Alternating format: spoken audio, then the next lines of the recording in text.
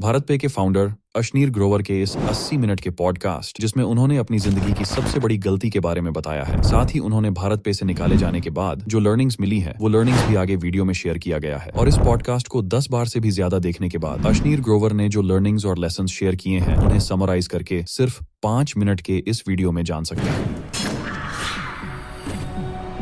दुनिया में कोई भी इंसान किसी दूसरे इंसान जैसा 100% सामान्य नहीं होता। यहाँ तक कि हमारा चेहरा हमारे पेरेंट्स से भी 100% मैच नहीं करता है। और हम लोग अपने आसपास भी देखते हैं कि कुछ लोग स्टडीज में अच्छे हैं तो कुछ लोगों की फिजिकल अपीयरेंस अच्छी है, वही कुछ लोग कॉन्वर्सेशन में अच्छे हैं तो कुछ लोग मेंटली स्मार्ट और क्लेवर हैं। और यही वो पॉइंट है जो मैं आपको बताना चाहता हूँ। हर इंसान की स्ट्रेंथ और वीकनेस एक जैसी नहीं होती। जैसे कि अशनीर ग्रोवर से जब उनकी स्ट्रेंथ के बारे में पूछा गया तो उन्होंने बताया कि scale and growth of a business ये उनकी स्ट्रेंथ है, इसलिए आपको अपनी स्ट्रेंथ को पहचान कर उस पर मेहनत करने से आपके सक्सीड के चांसेस बढ़ जाते हैं। इस तरह आपके सक्सेस के चांसेस इंक्रीज तो हो जाएंगे, but there is one more important thing जो किसी भी पर्सन या बिजनेस की सक्सेस का सबसे मेजर रीजन होता है, दैट इज रिस्क। और इसी के अराउंड हमारा चौथा बिंदु है। इस बात को तो सब जानते हैं कि लाइफ में कुछ बड़ा अचीव करने के लिए हम रिस्क लेने से पीछे नहीं हट सकते, और हम रिस्क के बारे में सिर्फ इतना ही जानते हैं, रिस्क है तो रिस्क है। लेकिन ये सिर्फ आधा सच है। अगर आप इसे और गहराई से समझेंगे तो ये बात सामने आएगी कि किसी भी तरह का रिस्क लेने से पहले हमें इसके रिवॉर्ड के अमाउंट को इसके रिस्क के अमाउंट से कंपेयर करना चाहिए। सिंपल लैंग्वेज में हमें ये देखना है कि अगर इस रिस्क का रिजल्ट हमारे फेवर में आता है तो हम क्या और कितना गेन करेंगे, और अनफॉर्चुनेटली इसका रिजल्ट हमारे फेवर में नहीं है तो हम क्या और कितना लूज करेंगे। और सबसे इंपॉर्टेंट बात यह है कि रिस्क के बाद मिलने वाला रिवॉर्ड एटलीस्ट सेटिस्फाइंग होना चाहिए। बट रिस्क लेने के बाद हमें इसका रिजल्ट तुरंत नहीं मिलता। इसके रिजल्ट के लिए आपको लॉन्ग पीरियड तक वेट करना पड़ सकता है, जिसे हम स्ट्रगलिंग फेज कहते हैं। स्ट्रगलिंग फेज में रिस्क लेने वाले थे 99% लोग बस एक चीज को मिस कर देते हैं जो उनकी फेलियर का रीजन बनता है, और दूसरी तरफ 1% लोग सिर्फ एक चीज पर फोकस करते हैं जिससे कि उनके सक्सीड होने की चांसेस बढ़ जाती है। और इसे बताया गया है तीसरे बिंदु में, दैट इज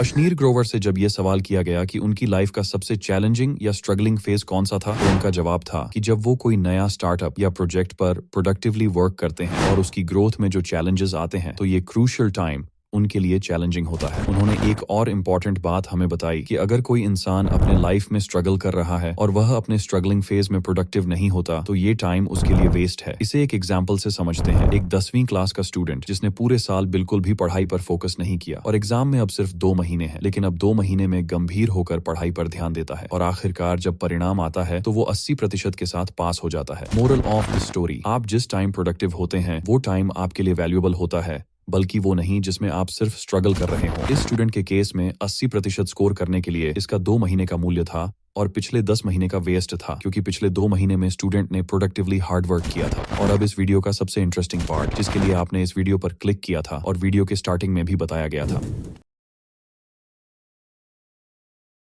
अशनीर ग्रोवर ने कॉन्वर्सेशन के दौरान स्टार्टअप वर्ल्ड के एक नेगेटिव और हिडन साइड के बारे में बताया। बात यह है कि जब कोई स्टार्टअप अपने इनिशियल स्टेज में होता है तो इन्वेस्टर्स स्टार्टअप के फाउंडर को फुली सपोर्ट करते हैं, यहाँ तक कि फाउंडर के हाईली रिस्की डिसीजंस को भी रिस्पेक्ट और अग्री करते हैं। और जब वो छोटा सा स्टार्टअप ग्रो होकर एक बड़ी कंपनी बन जाता है और अब तक तो इन्वेस्टर्स का लगा हुआ छोटा सा कैपिटल कई गुना बढ़ जाता है, तो वही इन्वेस्टर्स स्टार्टअप के फाउंडर के रिस्की डिसीजंस से डिसएग्री होते हैं और सपोर्ट नहीं करते, क्योंकि अब इन्वेस्टर्स के पास खोने के लिए बहुत कुछ है। आपको इसी तरह के बहुत सारे एग्जाम्पल मिल जाएंगे। अशनीर ग्रोवर ने बताया कि ये सेम इंसिडेंट उनके साथ हो चुका है और ये उनकी लाइफ की सबसे बड़ी गलती थी। लाइफ के इस बुरे सिचुएशन में ही आपके अपने फ्रेंड्स, रिलेटिव्स और करीबी लोगों के बारे में कुछ ऐसा पता चलता है जो नॉर्मली आप कभी नहीं जान पाएंगे, जिसे इस लास्ट चैप्टर में बताया गया है, दैट इज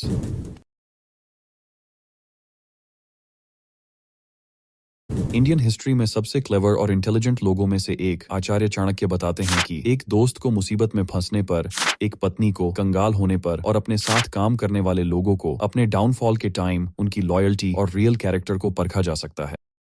अब पांचों चैप्टर्स को समरीज कर देते हैं। चैप्टर 5 में हमने देखा कि हर इंसान की स्ट्रेंथ और वीकनेस अलग अलग होती है, इसलिए आपको अपनी स्ट्रेंथ को पहचान कर उस पर हार्ड वर्क करना चाहिए। चौथे अध्याय में हमने देखा कि हमें किसी भी तरह का रिस्क लेने से पहले हम क्या और कितना गेन या लूज कर सकते हैं, इसे कंपेयर करना जरूरी है। चैप्टर 3 में हमने जाना कि आपका स्ट्रगल वेस्ट है जब तक आप प्रोडक्टिवली काम नहीं करते। चैप्टर 2 में हमने देखा कि हर इंसान सबसे पहले अपनी नीड्स और बेनिफिट्स को प्रायोरिटी देता है। और एंड में चैप्टर 1 में हमने जाना कि किसी भी इंसान की लॉयल्टी या कैरेक्टर को जानना हो तो अपने बुरे वक्त में जान सकते हैं। ये वीडियो तो पूरी हो गई और अब आप कोई और वीडियो देखेंगे, फिर कोई दूसरा वीडियो, और ये एंडलेस लूप इसी तरह चलता रहेगा। लेकिन आप में से सिर्फ वो लोग जो इस मोबाइल एडिक्शन से एक्चुअल में बाहर निकलना चाहते हैं, उनके लिए राइट वाली वीडियो में इसका 5 चरण का समाधान बताया गया है। और अगर आप इस एडिक्शन में फंस कर रहना चाहते हैं और अपना टाइम वेस्ट करते रहना चाहते हैं, देन इट्स योर चॉइस।